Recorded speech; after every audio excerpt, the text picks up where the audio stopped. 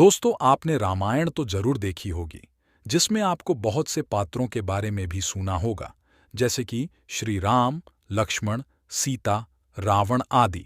उनमें से एक नाम था कुंभकर्ण। दोस्तों, कुंभकर्ण को बहुत सोने वाले व्यक्ति के नाम से जाना जाता है। कुंभकर्ण रामायण के एक प्रमुख पात्र का नाम है। वह आर्षि वृषरवा और राक्षसी कैकसी का पुत्र तथा लंका के राजा रावण का छोटा भाई था। कुंभ अर्थात घड़ा और कर्ण अर्थात कान। बचपन से ही बड़े कान होने के कारण इसका नाम कुंभकर्ण रखा गया था। यह विभीषण और शूर्पणखा का बड़ा भाई था। बचपन से ही इसके अंदर बहुत बल था, इतना कि एक बार में यह जितना भोजन करता था उतना कई नगरों के प्राणी मिलकर भी नहीं कर सकते थे। जब इनके पिता ने तीनों भाइयों को तपस्या करने के लिए कहा और भगवान ब्रह्मा जी ने इन्हें दर्शन दिए, तो देवताओं ने माता सरस्वती से प्रार्थना की, जब कुंभकर्ण वरदान मांगे तो वे उसकी जिह्वा पर बैठ जाएं। परिणाम स्वरूप जब कुंभकर्ण इंद्रासन मांगने लगा तो उसके मुख से इंद्रासन की जगह निद्रासन मतलब सोते रहने का वरदान निकला, जिसे ब्रह्मा जी ने पूरा कर दिया। परंतु बाद में जब कुंभकर्ण को इसका पश्चाताप हुआ तो ब्रह्मा जी ने इसकी अवधि घटाकर एक दिन कर दिया, जिसके कारण यह 6 महीने तक सोता रहता, फिर एक दिन के लिए उठता और फिर 6 महीने के लिए सो जाता। परंतु ब्रह्मा जी ने इसे सचेत किया कि यदि कोई इसे बलपूर्वक उठाएगा तो वही दिन कुंभकर्ण का अंतिम दिन होगा। कुंभकर्ण दिखने में बहुत ही ज्यादा बलशाली और भीमकाय था और आम लोगों से कई गुना ज्यादा भोजन करता था, जिसका वर्णन रामचरितमानस में भी किया गया है। पुराणों के अनुसार कुंभकर्ण अपने पूर्व जन्म में असुरराज हिरण्यकशिपु का छोटा भाई हिरण्याक्ष था। उस जन्म में उसका वध भगवान विष्णु के वाराह अवतार द्वारा हुआ था। कुंभकर्ण रावण का वफादार भाई था, लेकिन उनका धर्म और नीति के प्रति समर्पण सभी के बारे में नहीं था।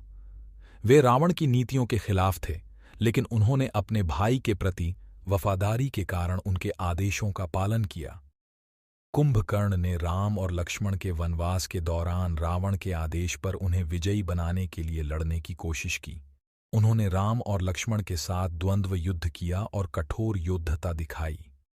हालांकि वे राम के प्रति उनकी देवताओं और धर्म की प्रेम भावना को देखकर मुदित हुए और ब्रह्मास्त्र के बारे में चेतावनी देकर उन्हें वापस लौटने की सलाह दी। कुंभकर्ण की अंतिम लड़ाई राम के साथ हुई, जहां उन्होंने महाराजा दशरथ के शस्त्रों के आगे खड़ा होकर लड़ाई लड़ी। राम ने उन्हें एक विशेष ब्रह्मास्त्र से खत्म कर दिया, जिससे वह मर गए। इस प्रकार कुंभकर्ण रावण के महान और शक्तिशाली राक्षस भाई के रूप में प्रस्तुत किया जाता है, जिन्होंने अपने नीति और योद्धा कौशल से मशहूरी प्राप्त की। उनकी कथा रामायण का महत्वपूर्ण हिस्सा है और उन्हें राक्षसों के सर्वोच्च प्रतीक के रूप में जाना जाता है। कुंभकर्ण राक्षसों के बीच महान और शक्तिशाली थे।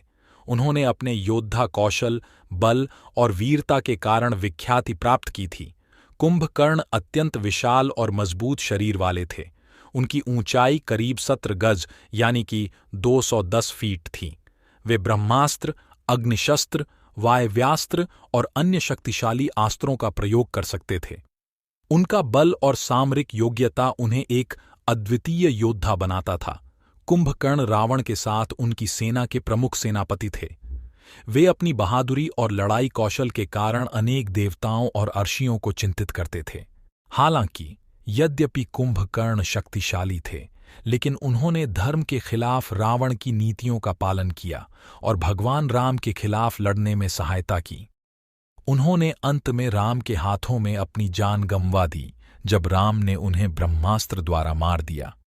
इस प्रकार कुंभकर्ण शक्तिशाली और प्रतिभाशाली राक्षस योद्धा थे, जिन्होंने अपनी बल, योद्धा कौशल और वीरता से प्रमुखता प्राप्त की थी। कुंभकर्ण का वर्णन हिंदू पौराणिक कथाओं में मिलता है, जिसमें उनका विशाल और महान आकार बताया जाता है। कुंभकर्ण को एक राक्षस, दैत्य के रूप में जाना जाता है और उनकी ऊंचाई विविध पाठकों द्वारा अलग अलग रूपों में बताई गई है। दोस्तों, ये थी कुंभकर्ण की कहानी। वीडियो अच्छी लगे तो लाइक, शेयर और फैक्ट नॉलेज फाइल को सब्सक्राइब करें।